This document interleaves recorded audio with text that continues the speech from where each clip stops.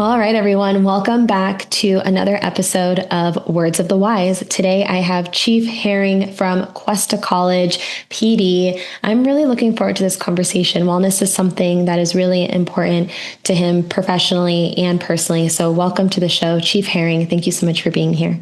Thanks, Paige. Thanks for having me. Of course, I'm really looking forward to it. I was hoping that you could give us a little bit of an intro, some background into you.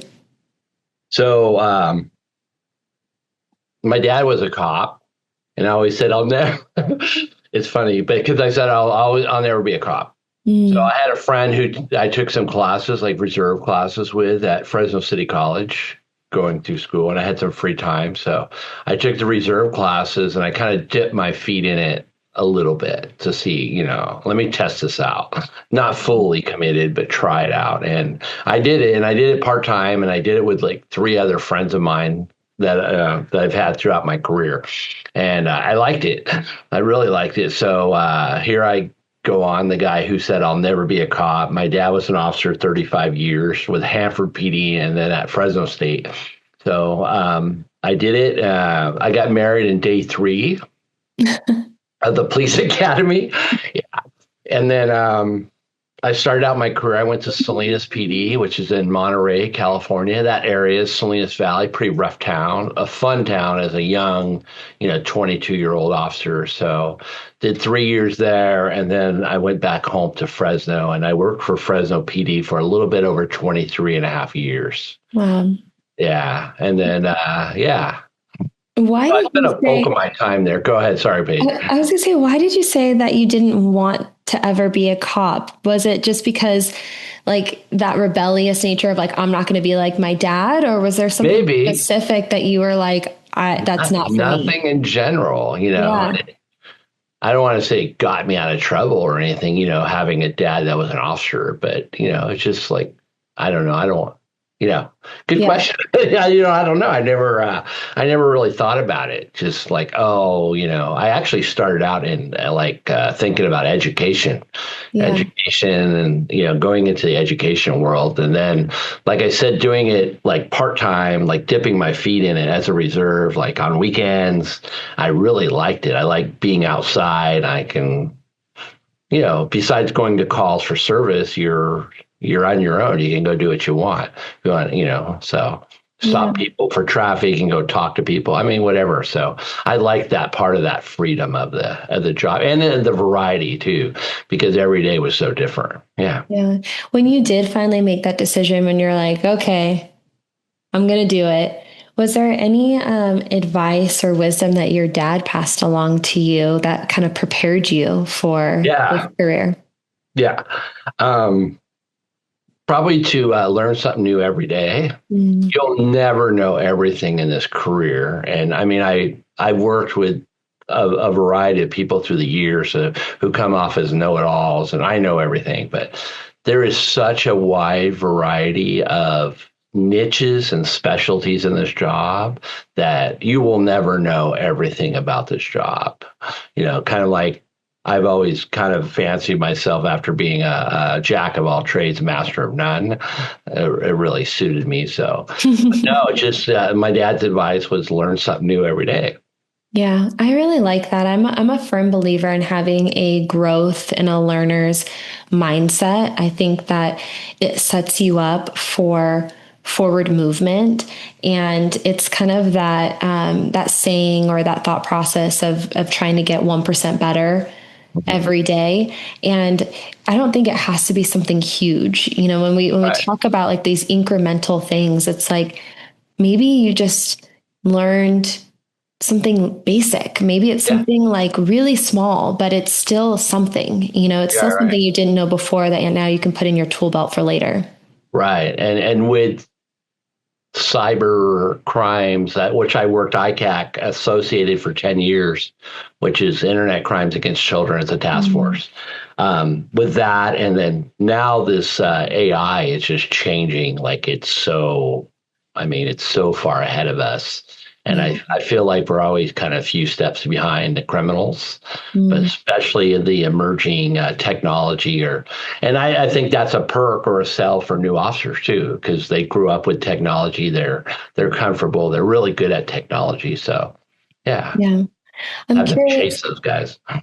Yeah. I'm curious how, and this is probably a whole nother topic that we could talk about another time, but I'm really interested to see with technology, where the emphasis lies in critical thinking, because we become so reliant, and I'm so guilty of this. I think when I was younger, if there was a problem, I would sit there and like really like try to think about it, like how can I problem solve this? And now you just go on ChatGPT and you just ask them, Yeah. and in 2 seconds there's some sort of answer there where you don't have to really use your brain or think at all. And so I think it's really interesting to see the benefits and maybe some of the challenges that we're going to see in the next, 10, 20, 30 years when Oh it comes to yeah. that Yeah. evolution of technology. And it's that old analogy I've used with my students when I've taught, but also my young student workers that work for me now is I'm going to hand you this box and I want you to lift up the box. I want you to Mm. feel the box and weigh the box, look underneath the box, look in the box.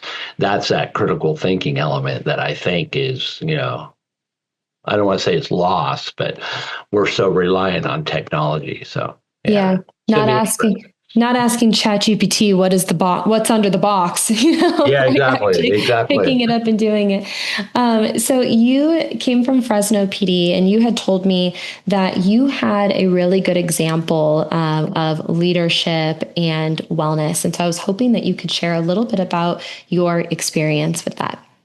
So there was nothing when I first got there, literally nothing.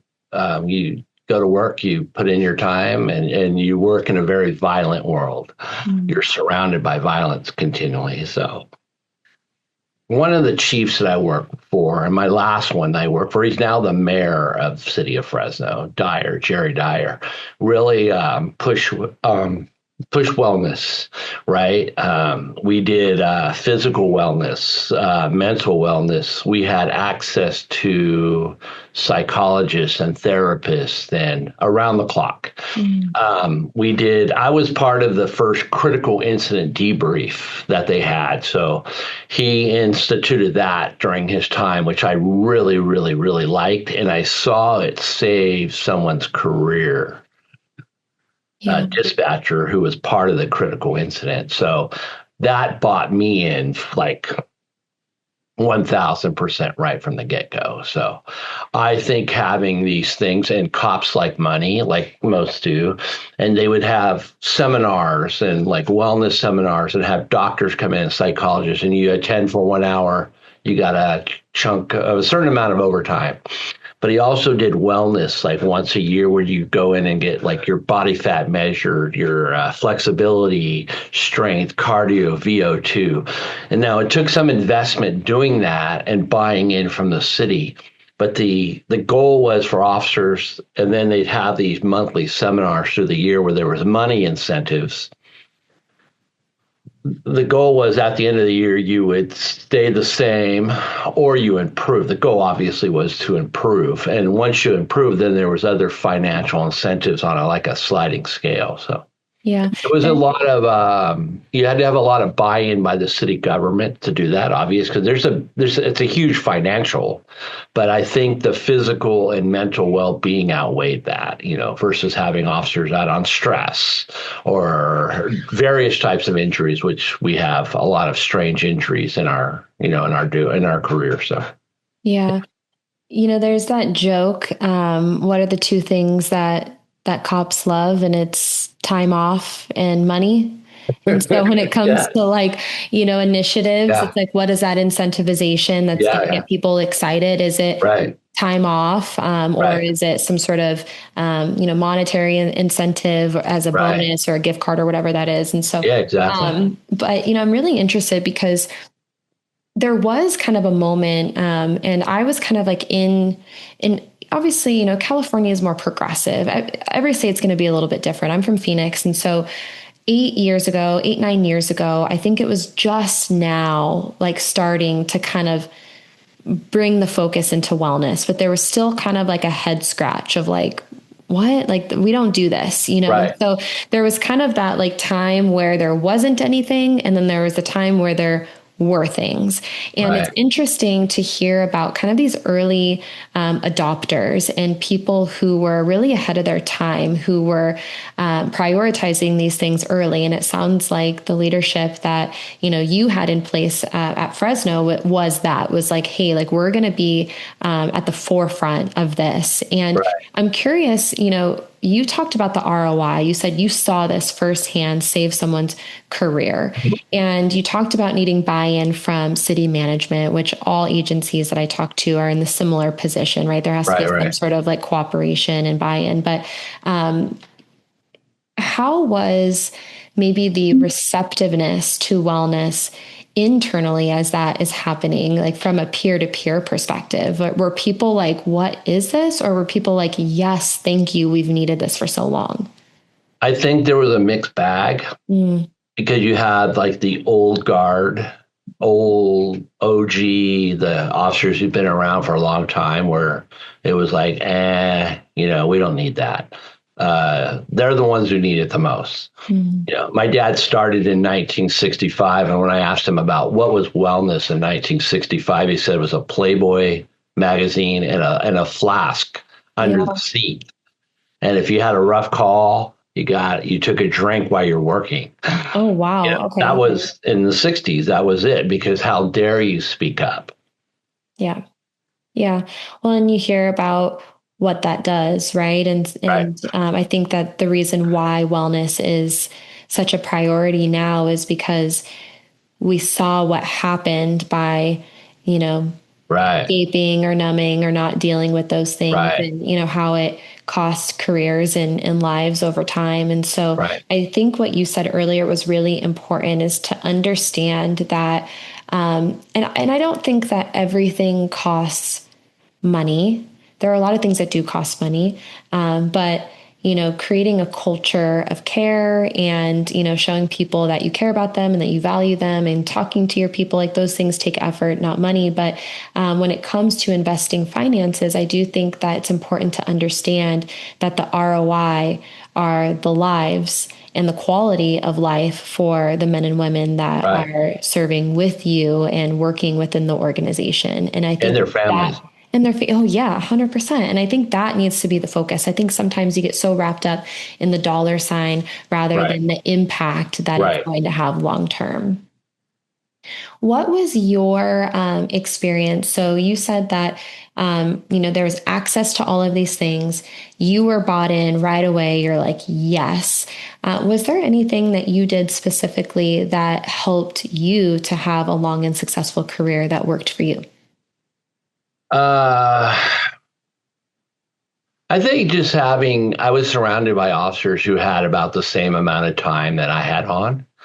And I talked about stages. You had the older, where I'm at now, 35 plus years, like, we don't need that. This is Mm, stupid. They're going to fight against everything.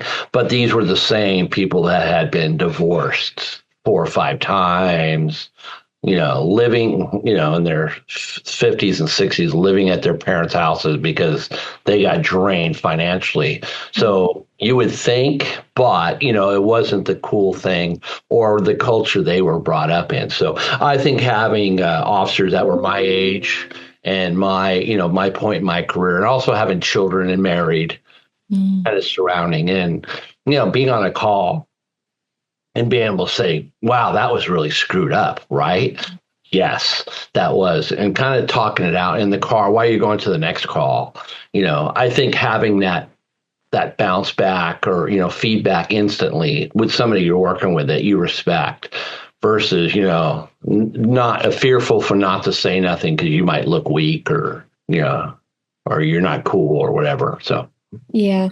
You know, I think like attracts like. And, you know, I've heard a lot of studies that talk about the importance of your circle and the people who are around you. And they say that you're influenced by the five people who are closest to you. And so the idea is that choose those people wisely, because those are the people who are going to influence your life decisions and trajectory, and the people who are going to hold you up and not tear you down, and all of those things.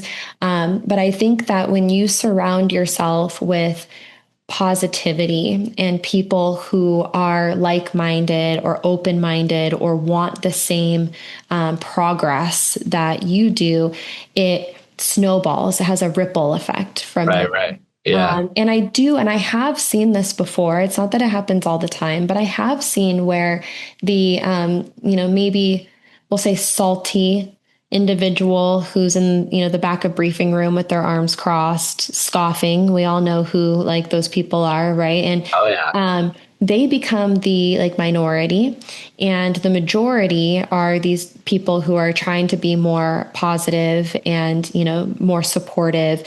And then I see that rub off on those people sometimes, maybe not all Right, the right. time, but I start to see them Yeah. soften a little bit and be like, okay, maybe, because I don't think anyone wants to be the one person in the back of the room. There's, I think, one moment where you're like, am I the problem?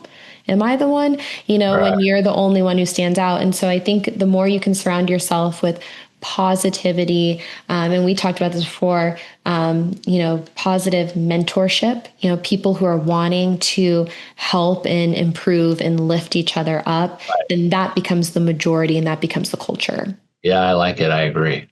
Yeah, I it's think fun. having that circle, like I have a bunch of student workers that want work for me, want to be officers. And that's kind of my thing. Like I don't get caught up on what they're doing in X, Y, or Z cities across the United States. Does it impact us? Yeah, potentially. But I think it's taking care of your inner circle. Mm, And if you see someone who's not well or doesn't, hey, Paige, you good today? Like, are you all right? I can tell you a little bit different, versus like, I don't want to say nothing to her, because I don't want to have a hard conversation. mm, So, yeah, yeah, that having that influence under who you have under influence with. yeah. Yeah, it's interesting that you say that, because I'm a fly on the wall. I'm an outsider coming in. So I definitely don't hear all the locker room talk. I definitely don't see all the things that go on, but I've been, in plenty of departments and plenty of briefing rooms and plenty of conferences. And the thing that I'm seeing, and, you can correct me if I'm wrong or if you have a different perspective, but there's a lot of conversation about leadership. And obviously, there's an importance of having good leadership and having a supportive command staff and a supportive leadership team. But we have these conversations all the time about how people are afraid to ask for help or afraid to not be okay because they're afraid of disciplinary actions, or they're afraid of judgment from leadership, or they're afraid of losing their job or their badge and their gun.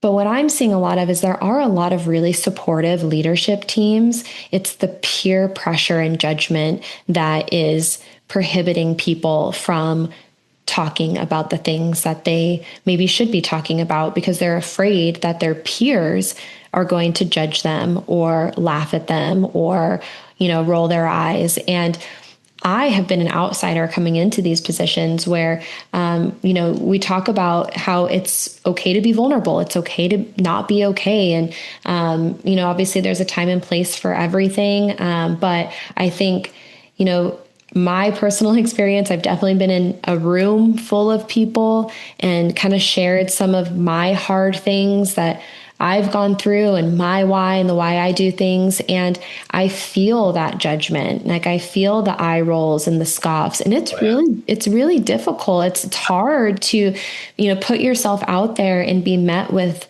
some of that. And so, I'm curious on your opinion on how we can get that message across, or how people can have that self-assessment of, am I showing up for other people in the way that, I would hope that they would show up for me, or I would hope that they'd show up for someone who I love or care about. Right. How can we, present ourselves in a way that is open-minded and supportive and, not, and I shouldn't say not, and how, how can we create that safe space? And then to your point, if someone is struggling, not being afraid to ask the hard questions and to like actually pause for the answer. That is one of Right. my biggest peeves. I'll tell you right now. I've never left like situations faster than when people say, "Hey, how are you doing?" And before I can even say anything, they're already walking away. Like Right. to me, like that doesn't show care. That just shows like, you clocking it in, just being like, "Hey, I'm just checking a box and I'm asking, are you okay?" But I'm walking away and I'm not going to Right. stick Right. for the answer. So how Right. do we create, I guess I'll in a long-winded way, how do we create an environment where there isn't peer-to-peer judgment so everyone feels safe and supportive? And then how do we encourage those hard conversations? I think it starts at the top and having those and sharing those. I've had a lot of, I've been in a lot of critical incidents and around critical incidents, and I share that with my people. Not that it gives me a badge of honor or a medal. I don't give a crap about any of that. Mm. But hey, this is how I felt during this time. And they're all different. Critical incidents, you like to have a cookie cutter, like a checklist, A, B, C, D. But it's not always that case. So I go in and share that, hey, I've experienced this and this is how I felt. But my partner who was with me, who's a very good friend of mine, he felt or experienced this. Yeah. Different lenses, but I think being transparent and I think people see how you feel and know how you feel. They read you. And I say kids. I have a lot of young students that work for me too. They see, they know when you're BSing them and when you're not too. And just I think it starts at the top and with shared experiences. I'm not reading it out of a book or a manual. I've lived it. I've been there, done that, and this is how it affected me. This is how it affected my family. Mm. So, so I appreciate that you said different lenses. Um, One of the things that I really, and I try not to live with a lot of regrets. I try to take every mistake or every chapter as a growth opportunity and try to give myself grace for where I was at that time, or grace for making mistakes, and just trying to improve upon that moving forward. But I will tell you, one of the things that I did that I'm not proud of is I was that person that judged other people. I was really, really hardened and I was hurting. And I do think hurt people hurt people. And when I had other people coming up to me telling me some of the things that they were going through, I was like, so what? Who cares? Get over it. yeah, Like, that's not a big deal. Like, you don't right, know what I've been through. It's kind of my mentality. And I see this a lot still, being in this kind of space. And I think what that did was, one, it didn't give me the ability to have empathy for other people, which I think is so needed. right, But I shut that person down, and now what are they going to do? They came to me saying, "Hey, I'm struggling." And I said, "So what? Get over it." So then what do? They shove it down, or then they treat other people in the way that I treated them. And so I think that having, like you said, those different lenses, and also understanding that just because maybe something doesn't impact you in the same way that it impacts someone else does not mean that it's not impactful. right, And we all have different thresholds and we all have different things that we're going through. And just because maybe in your perspective or your viewpoint, it's not maybe that big of a deal, to someone else, it's a really big deal. And right, so it's really important to have that open mindedness and understanding and emotional intelligence that, some people are going to go through different things. And just because it doesn't affect you right, doesn't mean. So I love that you said, "Hey, these are things that I've gone through, but also here's some things that other people are going through too. And maybe you can relate and maybe you can't, and that's okay. But the right, fact is that we're all going through something." right. No, and good point. And that's the value of having different levels of life experience around you and learning from each other. Hmm.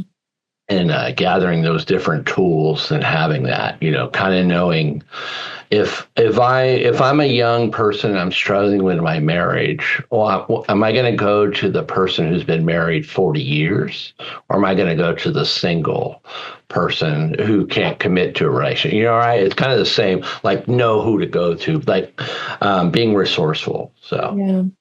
Yeah. How important do you think it is to have good mentorship and role models in this career, especially early in your career? Do you think that that is something that every young officer should be striving to look for? it's huge. I think so. And I know of departments that try to assign people that, Mm. and I don't think that works well. Okay. Right? Because everyone can raise their hand and go, I'll be a mentor or I'll be a. But I don't think when you start assigning, well, it's like anything else you do, you tell somebody to do it versus having the buy in, you know.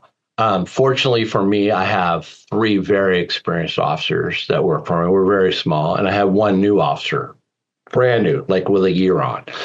But I have a bunch of students that want to be officers. So I think being around, and I'm fortunate being small that I have officers who will share their experience, life experience, not just cop experience like A, B, or C. They'll share their life experience too. So I think it's huge, and you'd be fool not to tap into that resource. Why would you not? History, I like history and historical. And when I was new, now I sound like my dad.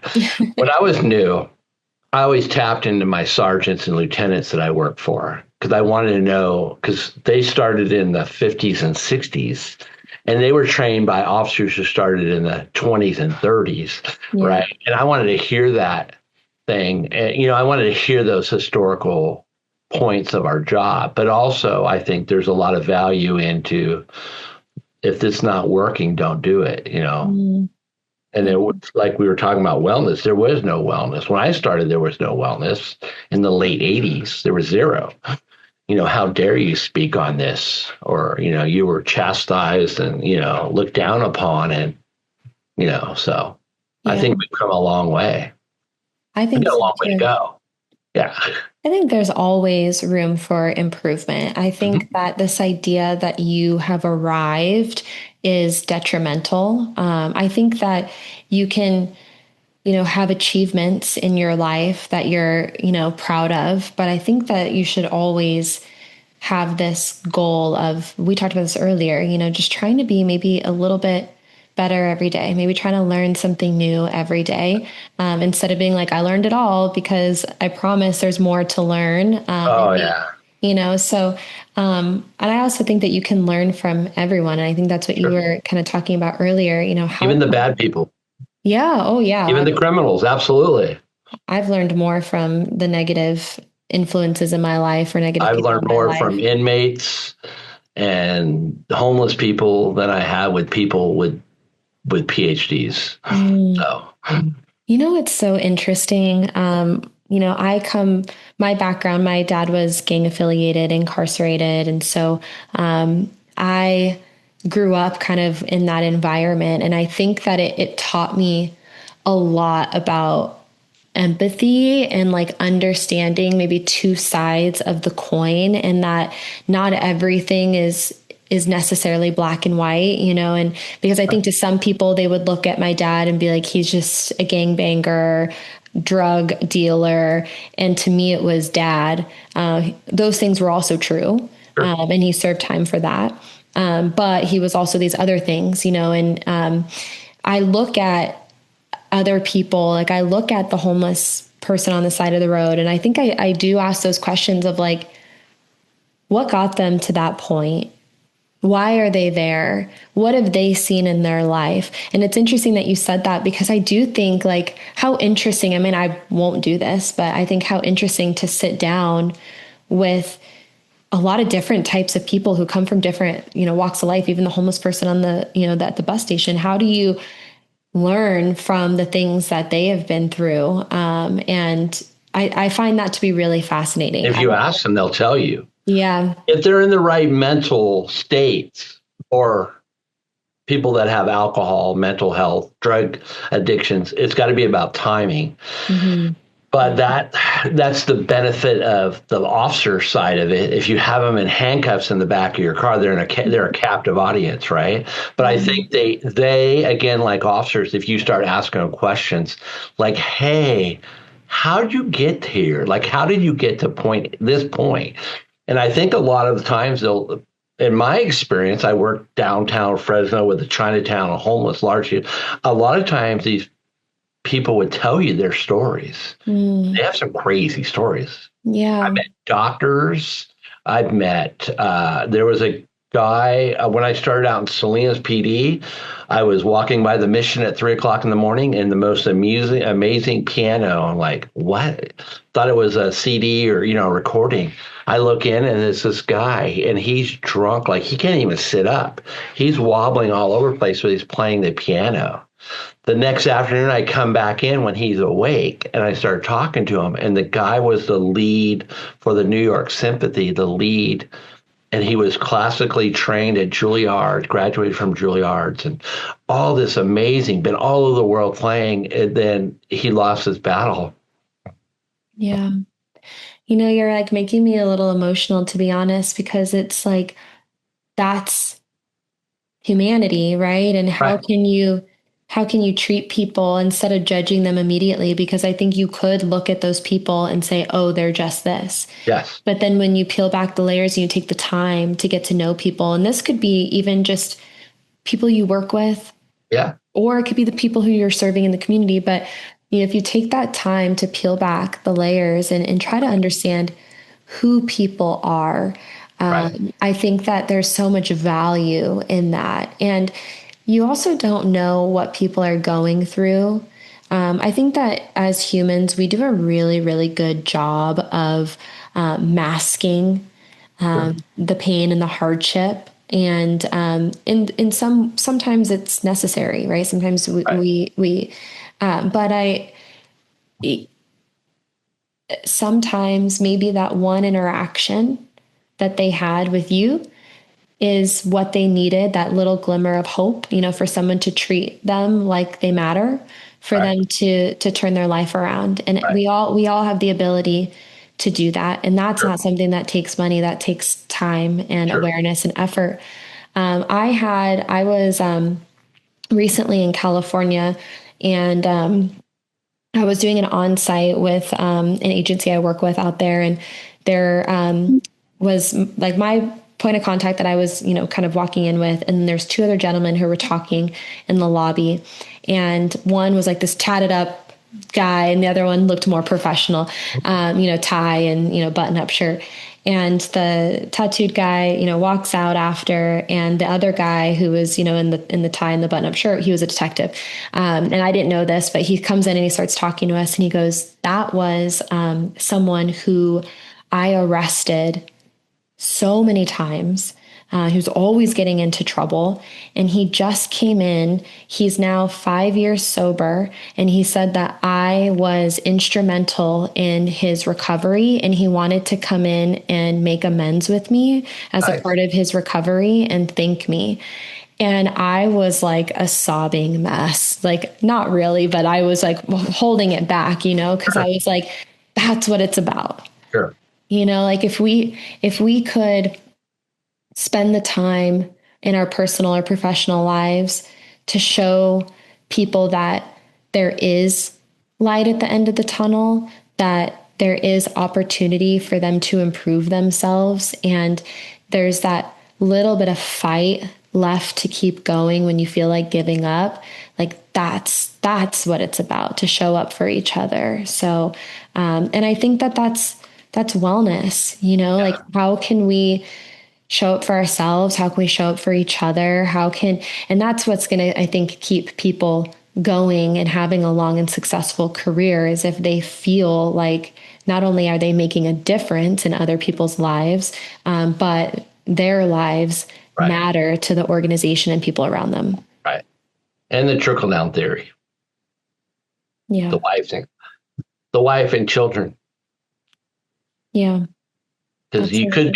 you could be the me. I'm not going to be a cop. I'll never be a cop. Why would I do that? Right. And that wasn't any specific reason. I think it was just that rebellious young person.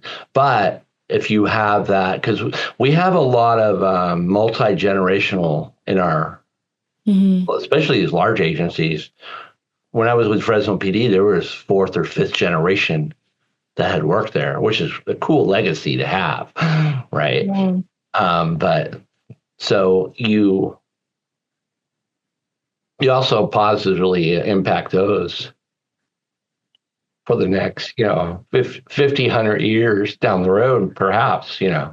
of your own people.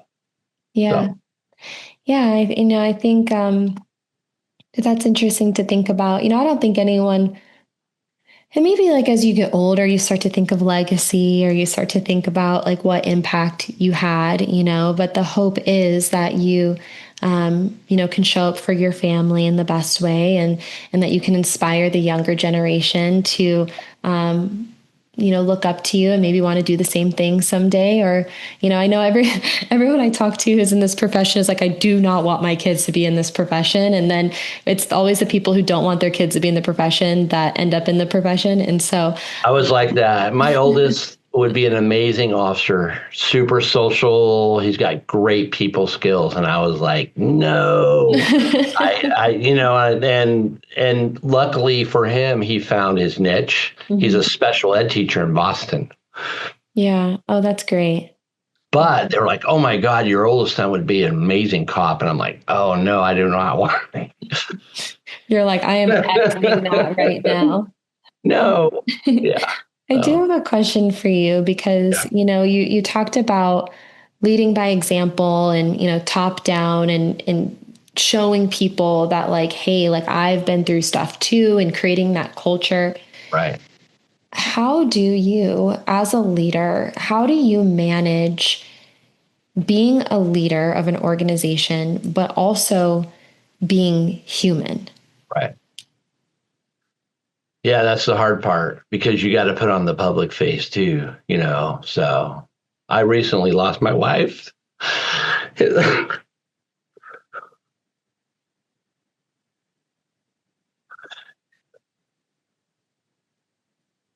sorry. It's okay.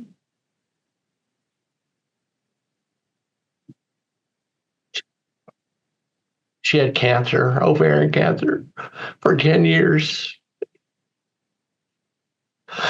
And it's a big hole in my heart. Still is.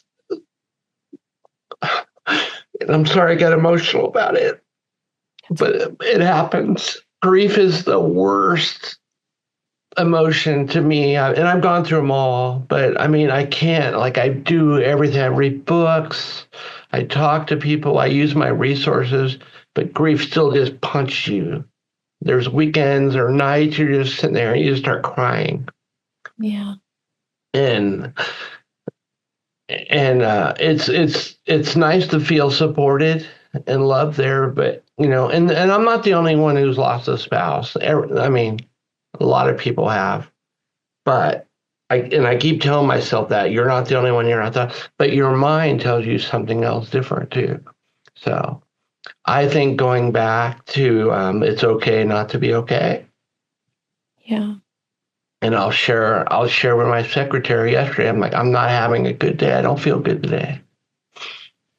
I'm here and I'll do what my duties are and take what I think, but I'm probably not going to go walk around my campus, which I love to do. I love to ride around the golf cart.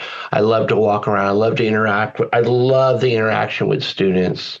My world is different than when I spent a bulk of my time, the violence, Mm. and just go arrest everybody, and just responding to violence.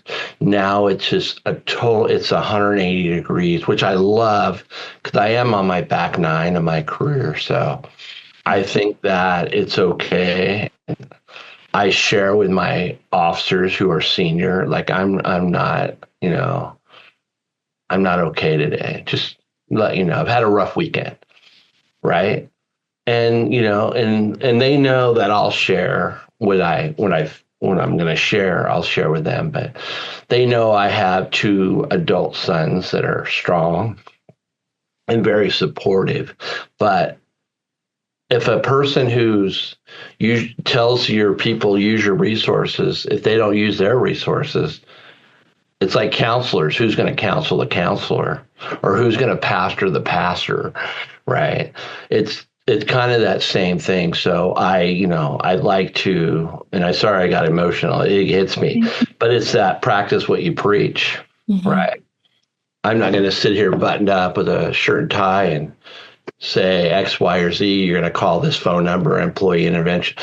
No, I'm still human too. I still have to run the department day to day, and I'm on call 24/7, as most chiefs are.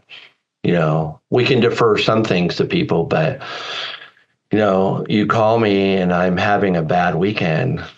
I still gotta, stay with my role and hold your composure. So, but I think the key to that, or at least for me, has been to share that with my people too. All right. Thank you. Yeah. Thank you for sharing. And um, I think that we do sometimes forget, that you have to be good to take care of other people, and it's okay if you're not, Yeah. Right. and people have things that are going on in their lives, and it goes back to what we said before, like without us having a conversation, I would never know that. Right. I would never know that you're experiencing grief and unimaginable loss, and that you're needing resources to process the things that you're going through on a personal level. Right. And I think that that's how we show up, and it's an important reminder to everybody that, one, like as leaders, it's important for you to take care of you, Yeah. and it's okay to be human. But I also think it's that reminder of what we said earlier, is you never ever know that someone might be having the worst day of their life, and not, they're there, Right. and they're there to do their job, but Right. they're not doing okay. And, Right. you could be that person that either makes it worse, or you could be that person that makes it better, and And so, that's a good point, because I think as cops, we don't show up, or we don't get called to people's finest days. Right. It's usually the worst. yeah, It's the yeah, opposite. So we have to do that for each other. That's the key. We can do that to our citizens in our community, or I'm at a college campus. We can do that for our college students at our college campus. But why can't we do this to ourselves, for ourselves? To me, it blows my mind. Right. So, you know um it's interesting because I'm guilty of this too, and I think that when you're in the habit of helping other people, it's sometimes to your own detriment, especially when you have a passion for what you do, and you want to show up for other people and you want to help other people, that we kind of take the back seat and we're like, as long as I'm helping other people, like I can suffer. And it's okay. Like for me, and one of the expressions, and I've talked about this before, but you've heard of the "if not you, then who?" oh But yeah. I always tell people, if not you, if you're not willing to show up for yourself, who are you willing to show up for? Is it, as a leader, is it your team, or is it your family? Right. Is it the community that you're serving? Whether that's your college students, or who are you willing to take care of yourself for? Because it does matter. You matter. And if you need to take time for you to process things and to do things, like that is step number one. Like you cannot show up for other people if you're not Right. first, taking care of you. And I, That's where I'm just getting caught up now, yeah, because I was a caregiver for 10 years. And I have a great family. My wife's family is big. I have a good support system. But little things, like I hadn't gone to the dentist in 6 years. Like, why haven't you been to the dentist? yeah, Wasn't a priority, right? yeah, So that's the key. Like for me, that's where I'm kind of getting caught up in, like self-care, like little things. yeah. Yeah. So I have a whole new perspective for caregivers. When you're in it, you're doing your focus on that person, that care. Yeah. You don't take care of yourself. I think too, like sometimes you never know things until you go through them. Right. Like how are you supposed to know what it's like to be a caregiver in that way if you've never experienced that? We talk about this a lot with like the younger, I want to say younger generation, but just people who are maybe earlier in their career who maybe haven't experienced grief. How do you relate to someone who's going through grief if you've never gone through that? I don't know. How do you empathize with a caregiver if you've never been through that? How do Right. and there's so many ways we could go with this, right? Unfortunately, Well, I think sometimes you got a good point. I think I had a partner who was very weirded out by that. I think it's okay, and you should. My style is I personalize things. Mm, Like I'll give you an example. When we were dealing with teenagers, I would say, you know what? I agree with you. I have two teenagers, boys at that time, X, Y, and Z. He was like, oh my God, why would you tell them that? I'm like, it's not like I told them where my son goes to school and their names. mm, I emphasize empathy. I'm empathetic towards your needs. I'm going through the same thing as a parent, yeah, right? And I think it's okay. And that's my style, how I got brought up to share your life experiences with you. Hey, you know what? I lost my mom 18 months ago. I know how it feels. It hurts, right? mm, All these things. And that grief is different than a spousal grief, way different. I mean, I love my mom. I'm very close to my mom. But when I lost her 18 months ago, I mean, you have grief, but it's nowhere like a spouse, mother of your children grief. yeah, yeah, So now I've connected with some other wives too that are friends of mine. Their husbands, I worked with their husbands. We were all friends. Now I can see where their grief, how deeply. hmm yeah. I think unfortunately, sometimes I think two things. To your point of empathy, maybe you don't know exactly what someone's going through. And that's okay. We're Right. not all going to go through the exact same things. Sure. But, to your point of what you said, like, hey, I have two teenage sons, like our older sons, I understand. Or being like, hey, I was a teenager once. Right. I was young once, believe it or not. Yeah. I was I was a teenager Yeah. one time, a long time ago. I've raised my hand, and my people here hear me say that too. I've raised my hand and said I'm stupid, Hmm. even as a cop. Yeah. I've had, and I take my lumps. Yeah. Yeah, I've screwed up. I screwed up. I'm stupid. Raise Yeah. your hand. Hmm. No, Yeah, 100%. And then I also think that you know, I think emotional intelligence can be taught to a certain extent. sure. But I also think that sometimes, unfortunately, it's through our lived experiences where you really start to understand um, what that actually truly feels like. And then I think that you are equipped to help others understand or to show up for others in a different way. Some of the hardest things, and I truly believe this, and I think the hardest things that we go through in our lives are our biggest opportunity to help others. And it takes time to get there. But for me, like all of the stuff I've gone through in my life, it's like now, even though those were my hardest times, which might look different for, someone who's listening, it might look different for you. But to me, that was my hardest time. And I don't think that I would be able to show up for people in the way that I do now if I hadn't gone through those things. Right, right. And so, I think that it's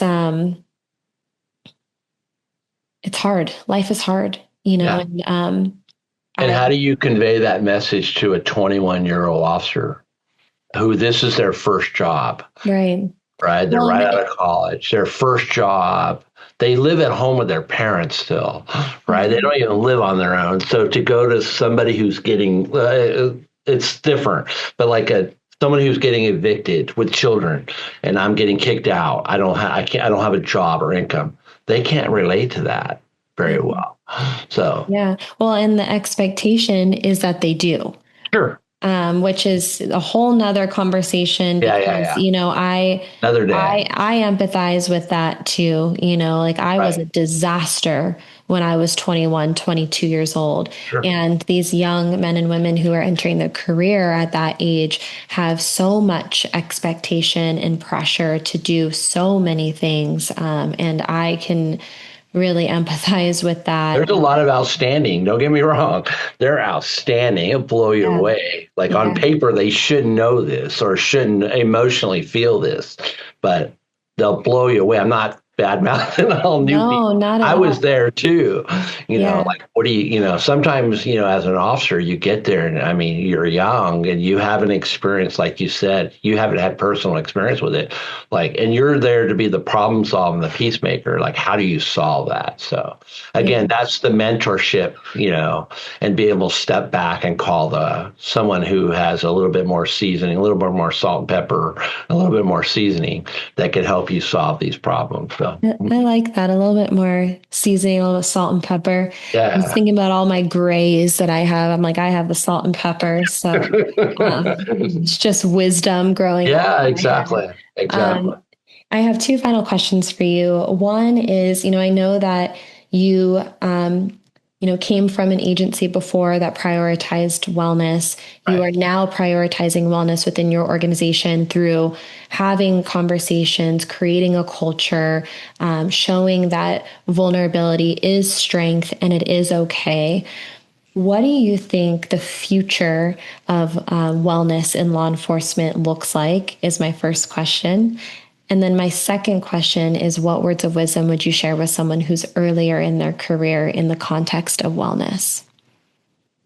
I think, like for me, I'm small, a small agency, so I depend. I always say we'll need them before they need us. Obviously, the bigger agencies, and I was at the other end of the food chain too. So I think it's important to have partnerships with a local or allied agencies in your area. And that has to be with conversations with other chiefs who I have had that. Shout out to Sorry. Shout out to Jim Monroe. He's the chief of Grover Beach. He's an old friend of mine from Clovis. He actually started a wellness center. I'm really jealous. He built his own gym on the city that the employees all use with pickleball and weights and everything. So I think having partnerships with other agencies, especially when you're small and then maybe the money part component isn't so key, and being able to communicate regionally with other agencies in your in your proximity to, hey, what are you doing? What's working? What's not working? And not just from the staff or the admin, because they're going to tell you, they're not going to tell you it's a failure, we're not doing well. Talking to the line level deputies and officers and like, hey, and I do that when I go to training, like, hey, what are you guys doing? And you can see they're reluctant to talk to me as a chief, but I think they're more open once they see who I am. I am genuine. I'm genuine. I'm trying to learn what's working, what's not working. So I think having those partnerships, but also telling your officer, having companies that are available for resources and fitness and whatever it may be. So I think being able to collaborate is huge too. So. Yeah, I appreciate you saying that because I think that it's interesting how everyone operates so siloed.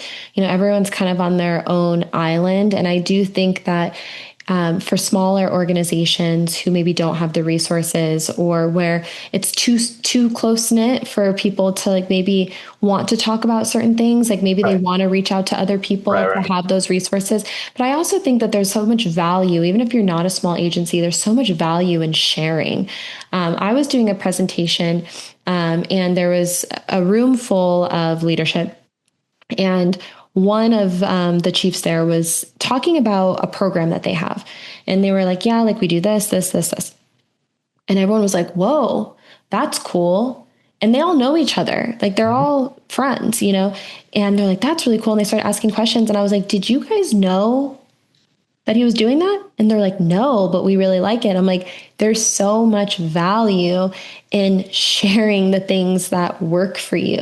I think sometimes we forget that like there are resources out there because to your point of what you said, like you kind of feel like you're alone or we tend to isolate. And so maybe that's a message to anyone who's listening, if you are in leadership and there are some neighboring agencies, what are they doing and what Yeah. worked for them? And how can you maybe also do that? Or how can you, put your own personal spin that works for your culture? So I think that, talking to people is valuable.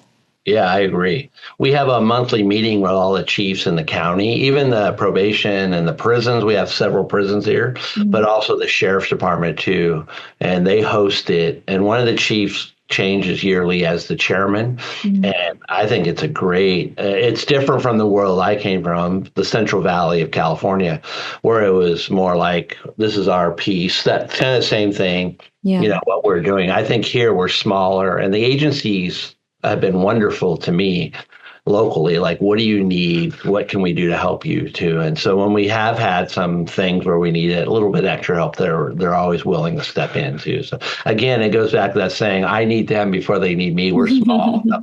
We can host conferences and classes because we have classrooms. But Yeah. so there's different ways you can contribute to those factors too. So Yeah, that's great. And yeah. then the final question of your words of wisdom for the younger generation. You got to take care of yourself, like physically. When I was 21, 22, I mean, what's open at the middle of the night? Crappy food, greasy food, fast food, bad food. So I think that the stuff that's coming out now with fitness. I mean, now luckily gyms are open 24/7. So if you get off work, you can go to the gym, or when you wake up, you can go to the gym. I started doing yoga. I do hot yoga, and I started about a month ago because I was injured. I put off hip surgery for 5 years. I didn't do anything because I was taking care of my wife, but I just started like hot yoga. And oh my, it's like the greatest thing ever. I go in there for 30 minutes and all I do is Pilates and stretch Yeah. and in a sauna, and it revitalizes me. It takes my mind off my phone. I got to focus on the routine, and I'm getting sweat. So I think now all the things with nutrition, and now there's all these apps and what you're eating, and I was guilty of that, working nights, and I worked nights a bulk of my career as I moved up and down promotion to detectives and supervisors. And there's nothing good at nighttime to eat after eat food or fast food or so I think make sure eating and taking care of yourself physically, but also the mental component to and having that, whether it be I'm very spiritual and church oriented. So my church is my family. So like for me, I never hung out with cops when I wasn't working. And I see that. My wife used to say that. She's like, hey, look at these three cops.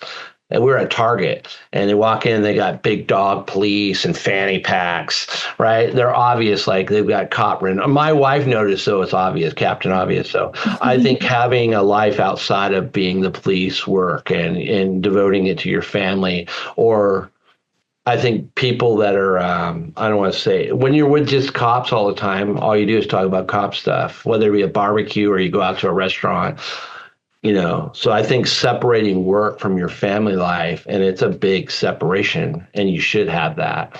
Take care of your family first, obviously, but also your health and your mental well-being. That would be my advice. And there's too many resources out here for you not to. You'd be silly not to do that. Whether it be through your agency, there's apps, there's wellness apps and psych apps and therapist apps.